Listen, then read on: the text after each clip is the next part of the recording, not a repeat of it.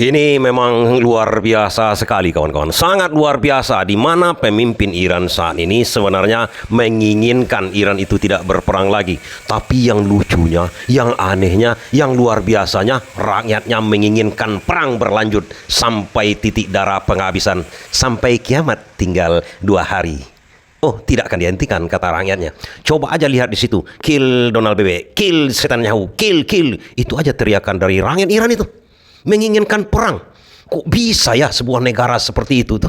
Coba kawan-kawan bayangkan kalau rakyat Palestina itu seperti rakyat Iran ya. Tak akan mau. Kawan-kawan pernah nengok film Kung Fu Hustle. Itu ada seseorang yang punya bakat yang diselamatkan oleh pendekar silat. Bambung sampai ini anak berantam sama jagoan paling tinggi pada waktu di film tersebut, sampai dia dibenamkan ke dalam tanah begitu kan, masih bergerak, dia masih melawan. Satu-satunya yang tidak membuat dia tidak melawan lagi, mati. Itulah yang diinginkan rakyat Iran sekarang ini. Luar biasa ini. Ini bukan kita aja yang bergidik kawan-kawan. Agen Mossad si Donald BB itu pakai popok dibuatnya. Dia tidak menyangka rakyat Iran itu mau membunuh dia. Coba bayangkan nanti. Donald BB enggak dikawal lagi oleh para elit-elit pasukan lontong pecalnya itu. Apa yang terjadi dengan Donald BB? Dikuliti sama Netanyahu kan? Oke, bukan itu yang kita bahas sekarang kawan-kawan. Pertanyaan kita, kenapa rakyat Iran itu sangat candu lah, sangat benci atau sangat kuat darah patriotnya? Kira-kira seperti itu. Begini kawan-kawan, peristiwa sekarang dulu ya. Ini luar biasa juga kawan-kawan. Dalam perundingan damai-damai gencatan senjata kemarin itu kan disepakati antara Amerika dengan Iran itu begini tuh, 60 hari gencatan senjata katanya. Dan di kesepakatan itu dikatakan begini, Selat Hormuz itu masih di bawah kekuasaan Iran, berunding negosiasi. Jadi kapal boleh lewat. Dibolehkan Iran lewat. Nah, kemudian kalau mau lewat kata Iran, permisi sama saya dulu.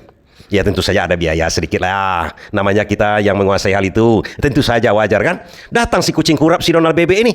Disuruhnya 3 kapal tanker Arab Saudi. Kapal tanker mana lagi itu? Kapal-kapal tanker di Selat Hormuz yang di backup Iran itu. Lewat aja sini, tidak apa-apa katanya. Kita gencatan senjata nih. Iran sudah peringatkan. Lewat boleh katanya. Tapi permisi sama dia. Ini kucing kurap ini menghasut ini Arab Saudi dengan Bahrain dengan Kuwait itu. Ada 3 kapal tanker. Kapal berisi gas juga. Melewati yang tidak izin sama Iran. Iran tahu ini kucing kurap yang menyuruh ini. Dihantam ketiga-tiganya. Dihantam, meledak, habis. Tentu saja si Donald BB ini ngamuk.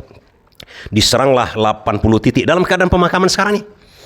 Sebelum pemakaman ini malam tadi hari tanggal 9 pemakaman kan, malam tadi berkobarlah perang lagi. Dan Iran mempunyai doktrin yang baru tentang perang sekarang nih. Dia tidak main-main lagi. 80 titik diserang oleh Amerika. Kan kapal ini tuh udah diserang nih, kapal tanker udah hancur ini di selat, kapal Arab, kapal Bahrain, kapal Kuwait kan. Kemudian diserang oleh Amerika. Iran doktrinnya satu. Kalau diserang Iran lagi, dia akan membalas paling tidak 2 kali lipat dari serangan yang ada. Yang diserangnya di mana?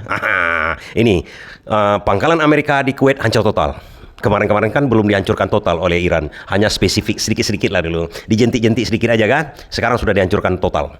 Kawan-kawan bisa cek di media-media barat sendiri. Washington Post, New York Post, saya berikan referensi lah. Baca, tapi bahasa Inggris ya. Kalau kita yang kurang-kurang bahasa Inggris nanti dibohong-bohongi aja kan. Bahrain habis. Kuwait habis. Percaya sama saya sekarang. Tidak bisa mendarat lagi. Jangankan mendarat lagi pesawat tempur Amerika di situ. Untuk lewat aja truk di situ udah terbenam di situ dibikin oleh Iran. Sekarang ini dalam keadaan pemakaman ini, pertanyaan kita ada satu hal sebenarnya kawan-kawan. Kenapa Iran kok sekuat itu rakyatnya? Kok hebat sekali Iran itu sekarang? Dan ini yang menjelaskan nanti takdirnya Iran itu sepertinya. Saya bukan peramal kawan-kawan. Sepertinya Iran itu akan menjadi penguasa Timur Tengah. Ditakdirkan. Sama sekali Iran itu kalau dia memakai syariat dan hukum Islam dan melaksanakan Islam secara kafah, dia sama sekali tidak ingin sebenarnya menjadi penguasa Timur Tengah kawan-kawan. Tidak ingin sebenarnya. Kenapa begitu? Dalam Islam tidak dibolehkan seperti itu. Kita minta-minta jadi pemimpin-pemimpin gitu. Tidak boleh. Dalam Islam itu pemimpin dipilih. Dipilih siapa? Dipilih oleh alim ulama. Masyarakat luas itu yang memilih. Contoh dulu Abu Bakar dipilih oleh Umar, Ali, Utsman dan lain-lainnya sahabat Rasulullah pada waktu Nabi Muhammad meninggal dunia, kan dipilih Abu Bakar itu. Tidak ditunjuk itu. Tidak mencalon-calonkan diri dia. Dia pun mengatakan, saya tidak berhak, takut saya begini kan katanya kan, tapi dia dipilih juga. Datanglah Umar kan. Weh, Abu Bakar, boleh kau jadi pemimpin katanya. Tapi kalau kau salah dalam menjalankan perintah ini, kau hajar kau sama pedang aku ini. Umar tahulah sendiri kan, singa padang pasir begitu kan. Itu pada waktu itu. Begitu juga Umar. Umar menangis itu menerima jabatan khalifah itu karena dia ditunjuk, dia tidak mau. Rata-rata kawan-kawan. Orang yang ditunjuk kalau dia beragama Islam, melaksanakan Islam secara kafah dan menonjolkan diri sampai 4 kali kalah jadi pilpres. Itu sebenarnya 2 kali, sekali aja kalah tidak usah lagi itu. Sebenarnya kita tidak layak menjadi presiden itu. Karena walaupun jadi presiden kita nantinya pingin sekali itu, ujung-ujung nanti hancur. Kemana saya berpikir ini kan? Jadi dalam Islam tuh begitu. Nah di Iran itu seperti itu rupanya. Ayatollah Khomeini itu saya buat sejarah sedikit ya. Ayatollah Khomeini itu didaulat dulu mahasiswa militan tahun 1979 setelah Shah Reza Pahlavi itu dibuang, melarikan diri di demo oleh mahasiswa kan. Ayatollah Khomeini didaulat dia menjadi pemimpin Iran, tapi dia tidak mau pertama. Kenapa dia tidak mau? Karena kalau Iran itu tidak menjalankan syariat Islam secara total dan kafah, dia tidak mau kawan-kawan. Kalau saya diminta jadi pemimpin, ini syarat saya katanya. Kepada rakyat dikatakannya, diambil namanya konsensus namanya. Pemilu seperti kita ini dikonsensuskan dulu. Kalau disyaratkan oleh Ayatollah Khomeini, benarkah kalian menginginkan saya menjadi pemimpin kalian? Kita ambil pemungutan suara dulu. Kemudian kalaupun kalian setuju, saya setuju kalau seandainya negara kita ini dibuat negara Islam dan namanya harus ada negara Islamnya. Bukan seperti negara-negara lain, ada negara itu nama keluarganya, misal Saudi Arabia, Bukan itu. Kita rubah nama negara kita ini dari republik, dari kerajaan pada waktu itu kan, menjadi Republik Islam Iran. Nah, ada juga Irannya sedikit kan. Itu tidak seperti Saudi Arabia. Masa negara itu dijadikan negara itu nama dari keluarga dia? Memangnya keluarga dia yang punya negara itu, seperti Saudi Arabia itu.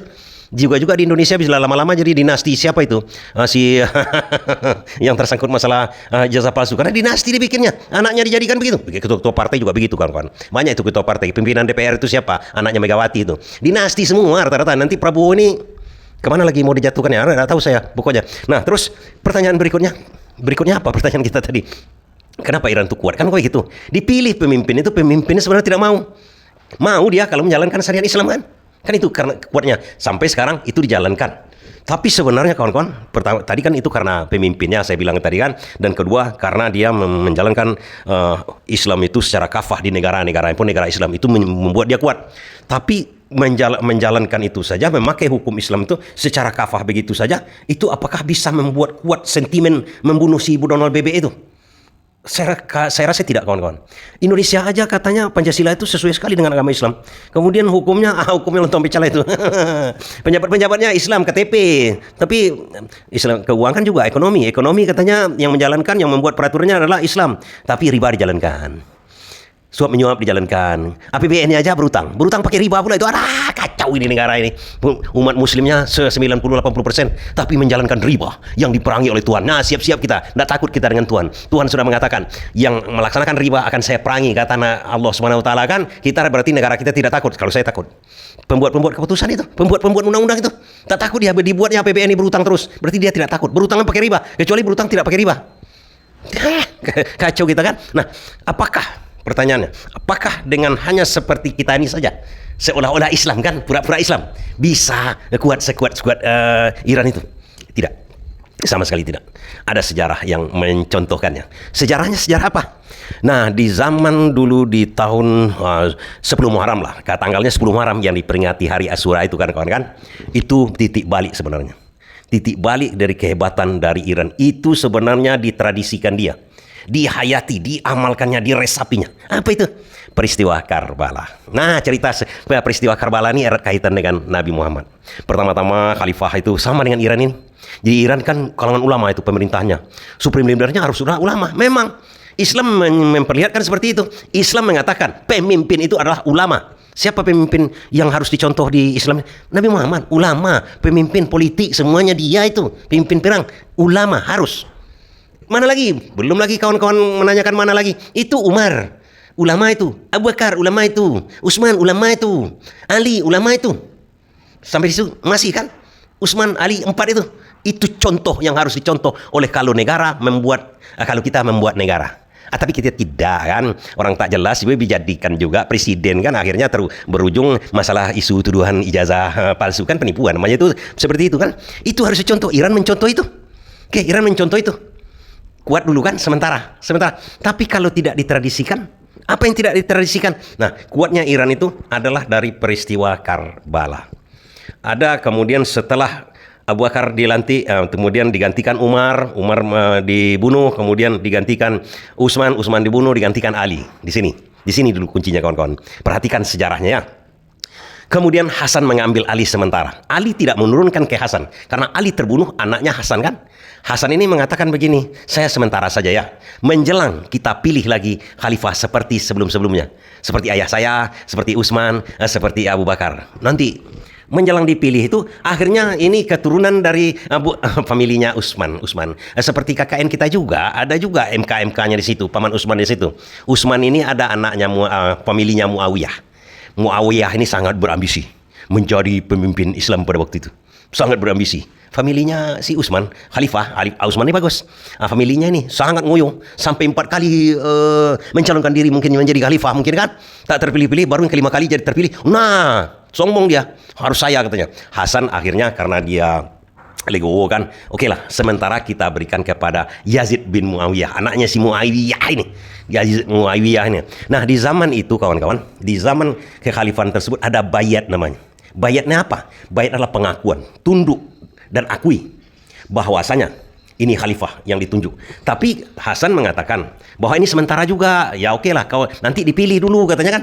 Yazid ini tidak mau. Hasan meninggal. Mati Hasan kan, cucunya Nabi Muhammad. Husin diminta oleh Muawiyah, Yazid Muawiyah ini. Husin untuk mengakui dia. Kenapa penting Husin? Husin cucunya Nabi Muhammad. Penting pengakuan dari dia ini. Kalau dia tidak mengakui, mungkin dia tidak sah nanti. Karena kan kumpul lah ulama-ulama dulu. Termasuk Husin ini kan ulama juga. Karena keturunan langsung dari Nabi Muhammad dan lain-lain. Yang lain-lain hanya klannya Muawiyah yang setuju dengan si Yazid bin Muawiyah ini menjadi khalifah. Yang lain belum setuju. Kita pilih dulu, kata Husin. Karena dia mengokohkan dirinya sebagai khalifah, Yazid ini, Husin tidak mau. Husin tidak mau. Peristiwa terakhir ini itulah yang terjadi di Karbala itu. Kepala Husin dipenggal sampai dipenggal begitu hanya karena tidak mengakui. Dan hampir seluruhnya pasukan dia itu yang mau ke Kufah katanya. Kufah itu masih sayang sama Husin ini. Menjelang ke sana dia dihabisi di Karbala. Ada beberapa yang selamat dari Husin itu, dari keturunannya. Kemudian itulah yang menjadi jadi keturunan ke-38 ini. Ali Khamenei yang meninggal kemarin itu kabarnya keturunan yang ke-38 dari Nabi Muhammad. Dari Husin berarti keturunan ke-36 kan. Itulah yang menjadi. Di Iran tuh kawan-kawan kalau kita lihat kan, karena ada Ayatullah itu yang bawa sorban hitam, ada yang bawa sorban putih. Yang bawa sorban hitam itu adalah keturunan dari Husin tersebut. Oke, sampai di situ kawan-kawan tahu. Nah, balik kita ke sejarahnya itu. Pertama, ini dipermasalahkan dari keturunan Husin ini adalah bermasalahnya kenapa? Kenapa harus dibunuh orang yang tidak mau berbayat? Dia tidak mengakui. Kalau tidak mengakui, dia kan pergi itu. Pergi ke daerah Kufah namanya. Di tengah jalan dibantai dia. Kenapa harus dibantai? Karena Nabi Muhammad sudah mencontohkan orang yang tidak mau mengakui dia waktu penaklukan Mekah, dibiarkannya saja pergi. Kenapa itu tidak dilakukan oleh Yazid ini? Berarti ada masalah kepemimpinan, ada masalah otaknya yang kurang di situ kan. Makanya kalau Nabi Muhammad dulu mengatakan yang masuk di sini rumah Sofyan, Abu Sofyan itu belum masuk Islam itu. Abu Sofyan segala macam itu, ada orang-orang kafir yang tinggal di Mekah mengakui Nabi Muhammad. Tidak boleh dibunuh dia waktu penaklukan Mekah. Kemudian orang-orang yang memang tidak mau mengakui dia tapi jangan tinggal di situ, udah pergilah. Husin ini sama dengan itu. Mana orang-orang yang tidak mengakui berbayat kepada Nabi Muhammad pada waktu penaklukan di Mekah itu? Ya pergi saja begitu. Husin meniru cara kakeknya diperlakukan kan? Kan kakeknya memperlakukan orang yang tidak berbayat kepada dia adalah pergi saja. Tapi ini Yazid ini tidak. Husin tidak mengakui dia pergi ke Kufah namanya. Ke Kufah, akhirnya apa yang terjadi? Dikejar oleh Yazid ini. Sampai pasukannya itu disuruh memenggal kepala Husin ini, dibawa ke hadapan dia. Ini kan kurang ajar nih.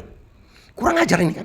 Berarti ini dosa menyalahi dia. Dia tidak mengikuti cara-cara Nabi Muhammad. Berarti apa? Kawan-kawan? Kawan-kawan terjemahkan sendiri. Berarti dia sebenarnya tidak layak menjadi khalifah. Tidak layak menjadi pemimpin. Karena terlalu bernafsu kan. Dan peristiwa Karbala ini ditradisikan di Iran. Itu kuncinya. Ditradisikan. Sama dengan kita memperingati 17 Agustus itu, mengenang pahlawan kita yang gugur dulunya itu. Kita rasakan bagaimana mereka berjuang merdeka dengan atau mati. Kita rasakan itu kan. Begitu juga peringatan-peringatan seperti itu, peristiwa Asyura di Sunni pun diperingati itu, bukan Syiah aja. Islam memperingati semuanya. Peristiwa Karbala itu peristiwa paling kelam, paling menjadikan, paling merusak bagi keturunan-keturunan Nabi Muhammad. Itu dilestarikan. Dilestarikan hal tersebut sehingga rakyatnya, rakyat Iran ini, kita berbicara sekarang, kenapa rakyat Iran itu kuat dan menginginkan perang sekarang? Mereka tidak takut mati lagi. Kakek-kakek nenek dia dulu, nenek moyang dia itu diperlakukan seperti itu. Mereka tidak mau lagi. Mereka akan melawan, mereka akan hancurkan. Kan sama. Amerika itu meminta Iran itu memberikan uranium kepada dia. Kemudian membunuh pemimpin dia, Ali Khamenei. Sekarang peristiwa kan mirip dengan Karbala itu.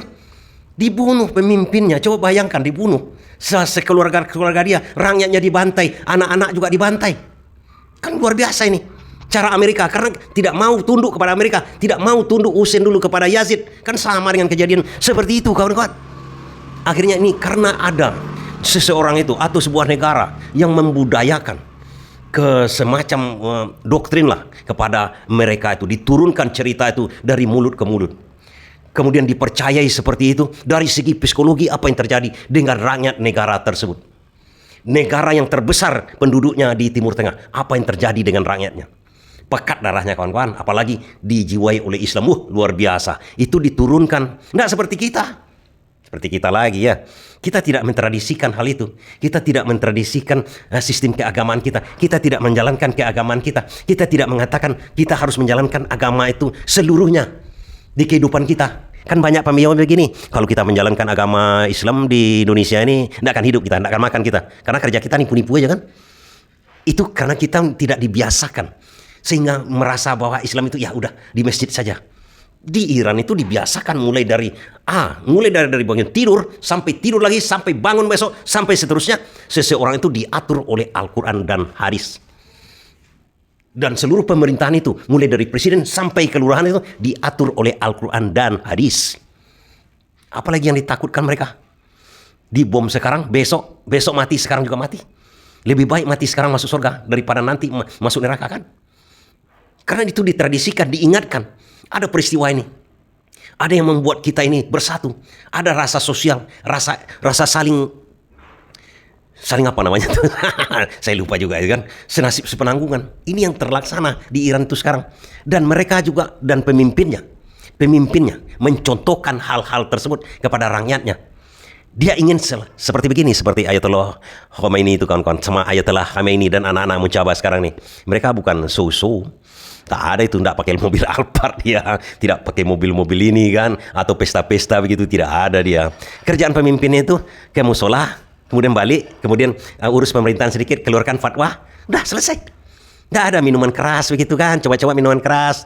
Apalagi kan luar biasa kehidupan seperti itu dicontohkan. Miskin pemimpin di situ. Moto dari Iran itu satu, kawan-kawan, kalau mau jadi pemimpin itu adalah perjuangan, pengorbanan. Pengorbanan untuk siapa? Untuk rakyatnya. Mereka yang berkorban duluan. Jangan kalian dulu, rakyatku, katanya. Sehingga rakyat itu senang, sayang kepada dia. Tidak korupsi, tidak bermewah-mewah, sederhana, tak ambisi, berkuasa terus meneruskan. Tidak berambisi. Orang yang memilih dia. Begitu sistemnya di Iran. Bagaimana rakyat tidak senang? Bagaimana nantinya? Makanya kalau sekarang ini, kawan-kawan, kalau itu ditradisikan, mereka menjadi kuat dan mereka sudah buktikan sekarang umat Muslim yang tidak idiot lah. Kecuali yang bodoh. Yang bodoh pasti mengatakan, Iran itu gimana? Atau orang itu adalah orang yang sekarang memerintah di Timur Tengah itu. Takut dia, Iran itu akan menjadi pemimpin umat Islam yang mulai terbuka matanya sekarang. Begini sebenarnya menjalankan Islam yang sebetul-betulnya. Kita jangan melihat Syiah dan Sunni. Orang yang masih membedakan Syiah dan Sunni itu orang-orang bodoh sekarang, kawan-kawan. Coba cek juga akun-akun media sosialnya. Kadang-kadang mereka bukan beragama Islam itu. Ya, kita sudah agak sedikit-sedikit melek lah kan, melek. Orang itu kadang-kadang didikan dari Arab Saudi. Arab Saudi itu siapa? Itu perampok itu. Merampok Madinah dengan Mekah itu dari keturunan Nabi Muhammad. Oke, saya katakan aja di sini. Keturunan mereka tidak sah. Perampok kemudian dijadikan pengurus masjid, bisakah? Itu pertanyaan saya. Perampok itu cuma bagus untuk menjaga rumah bordil. Sekarang perampok dijadikan untuk penjaga 2 tempat suci. Makanya keluar fatwa dia, Syiah itu kafir, Syiah itu bukan Islam, macam-macam kan? Kenapa? Karena Syiah seperti di Iran itu sebenarnya tidak pernah menyatakan dirinya Syiah. Ali Khamenei itu menyatakan Iran tidak penting sama sekali, katanya. Yang penting Islam, bukan Syiah yang penting, katanya. Islam, Syiah itu partai politik, orang pendukung Ali. Kan itu dia katakannya. Yang Artinya pada zaman dulu itu biasalah perpolitikan kan. Politik ada yang pro Muawiyah, yang pro Ali ada. Yang pro Ali itu menyamakan dia Syiah itu kan bagian pendukung itu namanya itu. Pendukung Ali. Pendukung Muawiyah itu sebagian Sunni. Kita dibodoh-bodohi sebenarnya umat Islam. Dan melihat sepak terjang Iran sekarang itu, maka saya katakan lambat laun. Itu Tuhan yang mengetahui itu. Entah besok pagi, entah berapa kali lagi, entah berapa hari lagi, entah berapa tahun lagi, Iran akan menjadi pemimpin Timur Tengah dan akan menguasai Mekah dan Madinah. Itu prediksi saya. Paling tidak itu harapan saya. Kalau Iran penguasa Mekah dan Madinah, kawan-kawan, tidak ada lagi itu korupsi-korupsi haji seperti kita itu. Kenapa tidak ada? Haji akan gratis, visa akan gratis. Karena itu sudah dicontohkan Nabi Muhammad dulu. Dicontohkan oleh kakek Nabi Muhammad dulu. Iran akan melaksanakan, bukankah negara Iran ini kalau menguasai Mekah dan Madinah akan melaksanakan sesuai dengan cara-cara Nabi Muhammad mengatur Mekah dan Madinah? Apalagi naik haji, gratis. Umrah, gratis. Tidak ada visa itu. Masuklah kalian semua, asal tertib. Kan itu aja Iran. Datanglah ke Iran itu sekarang. Anda akan diberikan visa yang murah sekali. Apalagi ke Anda orang Islam, datang aja. Gratis. Saya jamin ini. Saya kontak ada orang-orang saya di situ. Bukan, saya tidak tahu bahasa Iran, tapi saya merasakan begitu. Kalau sempat Mekah itu dibebaskan oleh Iran, dan dia memang yang berhak di situ, karena ini ujung-ujungnya kawan-kawan, bisa-bisa ke situ arahnya. Kenapa? Arab Saudi masih mempertahankan pangkalan Amerika situ. Ujung-ujungnya nanti setelah ini eskalasi ini akan berlanjut, ini akan sangat berbahaya. Apa yang akan dilakukan oleh Iran? Iran sekarang udah tutup Selat Hormuz. Minyak akan naik lagi. Dia akan tutup Selat Al-Mandeb. Bab Al-Mandeb itu adalah pasokan makanan ke Timur Tengah. Di Timur Tengah akan kekurangan pasokan makanan lah. Karena Trump mengancam akan menyerang fasilitas airnya Iran. Kalau fasilitas air Iran diserang, istana-istana dari kerajaan Arab Saudi itu yang penting sama dia dulu. Itu akan dihancurkannya. Sekarang dia tidak serang istana-istana para bajingan-bajingan penguasa Timur Tengah itu tidak. Pangkalan Amerika. Tapi kalau itu dilakukan oleh Amerika, istana mereka itu kan dihancurkan, dilumat oleh Iran. Kan dia bunuh semua, tidak perlu dia lagi. Karena dia fasilitas untuk umum dia, untuk rakyat dia. Dia bukan serang apa-apa lagi. Sama dengan Israel, akan dihancurkan itu. Fasilitas, istana, segala macam dihancurkan itu semua. Begitu itu hancur, orang terpaksa takluk kepada Iran. Dan Iran akan kuasai Mekah dan Madinah. Wow. Kita terus perkembangannya ya. Dalam hal ini, Iran pasti menang. Saya yakin. Paling tidak itu doa saya kepada Allah Subhanahu wa Ta'ala. Terima kasih.